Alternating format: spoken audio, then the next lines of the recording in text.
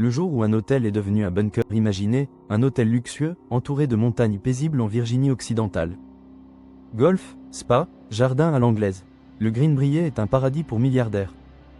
Mais ce que ses clients ignoraient pendant plus de 30 ans, c'est qu'à quelques mètres sous leurs pieds, se cachait un secret d'État. Un bunker colossal. Un abri nucléaire souterrain, capable d'abriter plus de 1000 personnes, conçu pour accueillir tout le Congrès des États-Unis, en cas d'apocalypse. Ce bunker n'était pas un fantasme de roman. Il a été construit. Il a été entretenu. Il a été prêt. Mais pourquoi ici?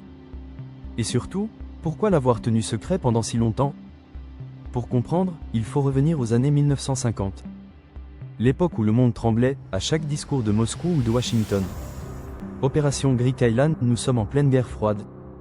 L'Union soviétique a l'arme atomique. Les États-Unis vivent dans la peur d'un bombardement surprise. Le gouvernement élabore alors une stratégie, protéger la continuité du pouvoir, coûte que coûte. Le projet est baptisé Operation Greek Island. L'idée? Construire un bunker gigantesque, enterré sous une infrastructure civile pour ne pas éveiller les soupçons.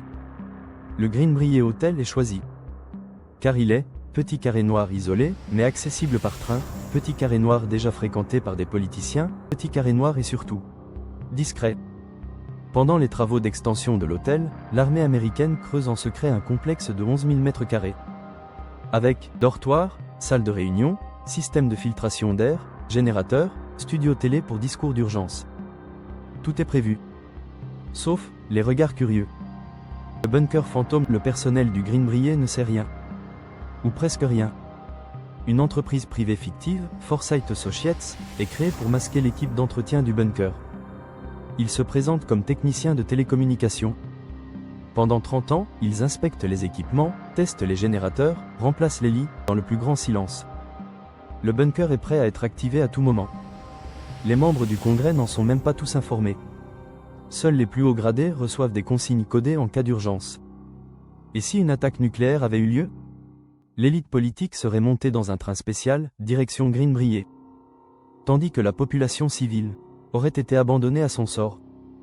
Ce bunker n'était pas pour vous. Il n'était pas pour nous. Il était pour eux. Quand la vérité éclate en 1992, tout bascule. Un journaliste d'investigation, Ted Gupp, publie un article explosif dans le Washington Post. Il révèle l'existence du bunker du Greenbrier.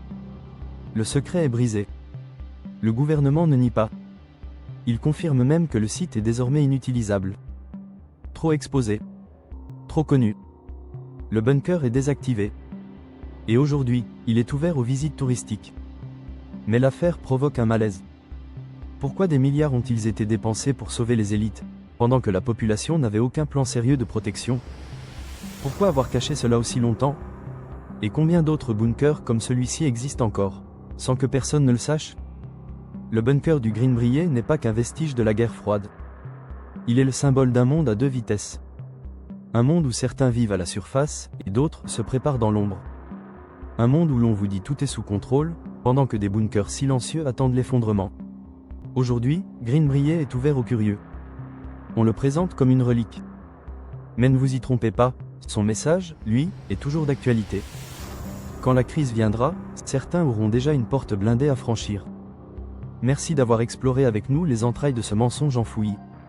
Vous étiez dans Zone Mystère.